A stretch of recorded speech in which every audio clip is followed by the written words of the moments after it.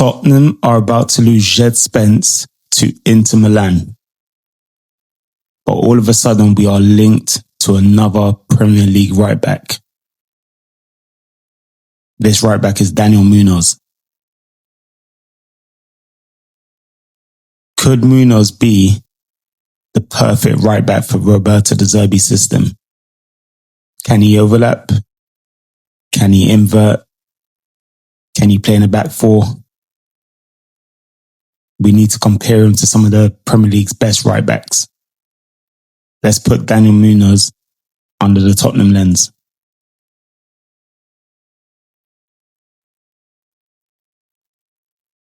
So first of all, for context, Djed Spence looks like he's leaving Tottenham Hotspur.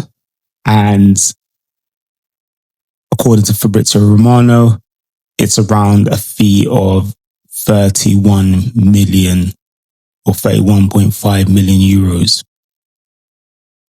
So reports have emerged suggesting Tottenham are interested in Daniel Muñoz, the Crystal Palace right back. Now it caught my attention because I actually did forget about him, because I think stylistically, Munoz is one of the most aggressive attacking defenders in the Premier League. But we need to establish whether he's just a very, very good right back for Crystal Palace, or could he be someone that fits into Roberto De Zerbi's system? So let's look at the numbers. Munoz joined Crystal Palace January 2024. But his first full season was from the 24-25 season. And this is where his numbers really jumped off. So he made 37 appearances, had 37 starts, 3,229 minutes, 4 goals, 5 assists, 9 goal contributions, 120 tackles, 77 tackles won, 43 interceptions, 88 clearances, 11 clean sheets. So we're talking about a player that's providing attacking output without neglecting his defensive responsibilities. Munoz recorded 113 touches inside the opposition penalty area. That was the most of any Premier League defender that season. Think about what that actually means. We're not talking about a winger. We're talking about a right-sided defender getting into the goal-scoring positions within, on a continuous basis. And if we're thinking that was a purple patch, he continued to do that again in the 25-26 season. He recorded another 29 appearances, 4 goals, 3 assists. So across full 2 Premier League seasons, you're looking at a defender who's constantly contributing to goals and assists. And that's where his profile is really interesting. So what actually makes Munoz differently is not necessarily what he does with the ball, but it's about what he does without it. And this is where Tottenham supporters really need to pay attention. If you look at Opta analysis during the 24-25 season, it found out that Munoz had 341 off-ball runs into the final third by April. 203 of those runs went directly into the penalty area. That was 59 more box runs than any other recognised Premier League fullback or wing-back at that stage of the season. That is just absolutely crazy for a right-back. And tactically, this is the reason why I can see why De Zerbi might want to sign him. Now, the question is, can Munoz overlap? Of course he bloody can. That's probably one of the strongest parts of his game. He has the physical capacity to get up and down and constantly making those high intensity runs beyond, players ahead of him. And if the right winger receives, high up on the pitch, because we know De Zerbi wants his wingers to play high, and he sees that his right winger's, cutting into the pitch, best believe Munoz is not just going to stand there. He's not going to stand there like, a Gary Neville would back in the day. he's going to make this bursting up and down run to overlap. So if it means that the right winger ends up playing to a centre midfielder, then Munoz is going to make that overlapping run in behind. Hopefully a ball goes through from the centre midfielder, and it's who do you engage? So it makes it tactically difficult for fullbacks to deal with him. So, and because Munoz can, repeatedly make these movements, it means that he's stretching defensive blocks vertically as well as horizontally. And that's going to help us with teams who, play those low blocks against us. A tricky right back whose movement is just on point. Now, this is where Munoz's movement gets even more interesting, because he's not just a player who blindly, runs down the touchline. He actually recognizes space. So if a winger maintains the width, Munoz can attack inside. This is why his opposition box numbers is very impressive. He almost becomes an additional attacker. And we've seen Munoz attack the back post almost like a second striker.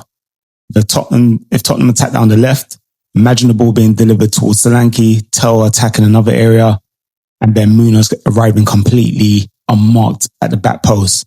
That's an extra goal scoring threat. So in terms of Munoz's physical numbers, and this is really impressive for me, this might be one of the biggest reasons why De Zerbi might trust him, because he's absolutely relentless. And in terms of Opta found that in appearances of more than 45 minutes during the 24-25 season, Munoz averaged around 1,493 meters of high intensity running. That was the highest figure of any Premier League player, not defenders, Premier League players. So he recorded 736 sprints by April 25, second only to Anthony Robinson of Fulham. And his 39 sprints in one match was the highest single game total, in a league at that point. So if De Zerbi wants a fullback high, Munoz can get there. If Tottenham lose possession, he also has the recovery speed and physical capacity to get back there. And if Spurs regain it, he's ready to go again. So he's a player that's able to constantly repeat those movements up and down, up and down, up and down. Just a bit of food for thought there. How technically good is Munoz? Here's where I think we need to add some balance. So now if we're expecting Munoz to suddenly arrive and become our Trent Alexander-Arnold controlling matches from right back, that's not really his game. Munoz's biggest qualities are movement, timing, crossing, cutbacks, combination play, physicality, and attacking space. He can be particularly dangerous when delivering low balls across the penalty area, and because his movement gets him into advanced positions, he doesn't always have to produce a spectacular cross. He gets into positions where the simple pass becomes extremely dangerous. So that could work very well within De Zerbi's positional structure. Now, the big question: can Munoz play inverted? My answer would be yes, but I wouldn't sign him primarily to make him an inverted midfielder. There's an important distinction here. He has the technical security inside. He can combine, he can play short passes, he can receive under pressure, and his experience as a conventional right back means he's comfortable operating deeper than he does for Palace. But his superpower isn't standing next to Tonali and trying to dictate play and possession. His superpower is movement. And if we were to sign him to become a, inverted midfielder, then we're restricting him to the removing his his superpower. We're removing his superpower that attributes to what makes him special. So can Munoz play in a back four? Yes. And this is important because we look at wingbacks and assume they need a back three behind them. Munoz doesn't need this. Before Crystal Palace, he predominantly played as a conventional right back at Genk. He has also experienced playing right back for Colombia.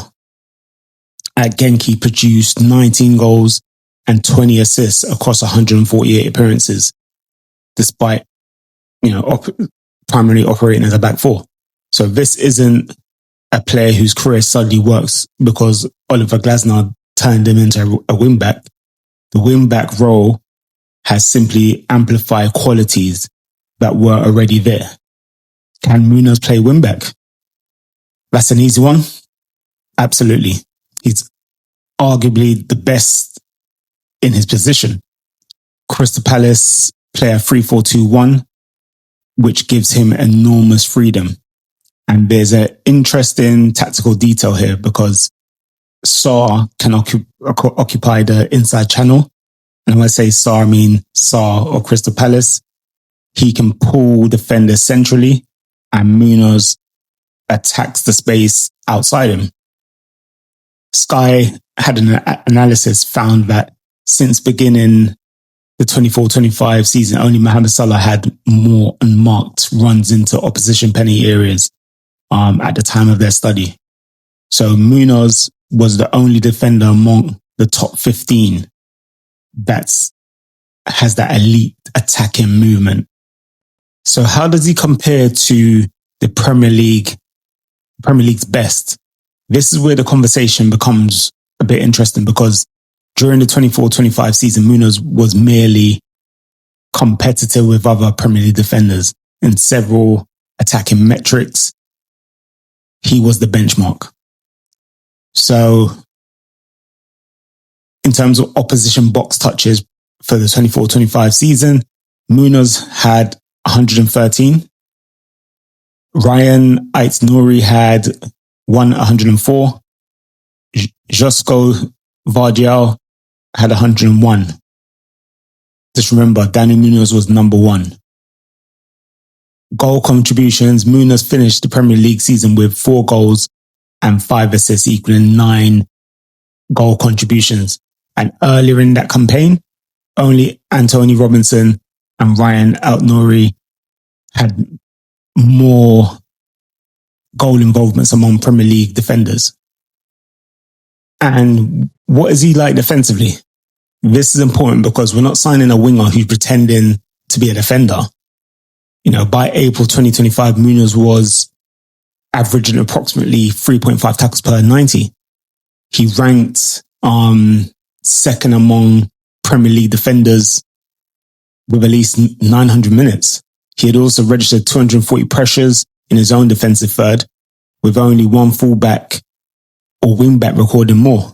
So his intensity works in both directions. He will attack you, but then Tottenham lose possession, who will then hunt the ball down. So why does this matter for De Zerbi? Let's bring it all back to Tottenham. De Zerbi wants his team to attract pressure. We've already seen Spurs bait opponents towards the ball in pre-season. Centre-back, midfielder, back to centre-back, wait, opponents jumps, and then Tottenham try to break through. Once Tottenham break that pressure, you need runners. That's where Munoz becomes extremely interesting because he doesn't need 5 seconds to recognize that the space has been opened. He's already gone. Now, let's imagine this with Savinho. And this is something else worth thinking about. Tottenham continues to be heavily linked with Savinho. Imagine this right-hand side. Savinho and Daniel Muñoz. Savinho receives inside. He's excellent 1v1. Defender has to engage him. Munoz overlaps. Now the defender has a decision. Follow Munoz. Savinho can drive inside, stay with Savinho. Munoz attacks behind. Alternatively, Savinho holds the width and Munoz underlaps into the penalty area. Suddenly, Tottenham have rotations rather than predictable positions. So there is a concern for me. And Crystal Palace and Tottenham aren't always going to encounter the same game states. Palace's structure has allowed Munoz to attack space aggressively. Tottenham under De Zerbi are likely to spend long periods dominating possession against deep defensive blocks. There won't always be that space to sprint into. That's when his technical ability becomes more important. Can he receive in tight areas? Can he consistently play through pressure? Can he help Tottenham manipulate a low block rather than simply running beyond one? Those are the questions Tottenham's recruitment team would need to answer.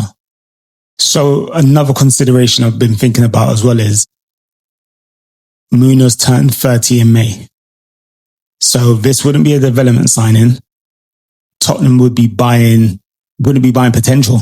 They'd be buying somebody expected to perform immediately.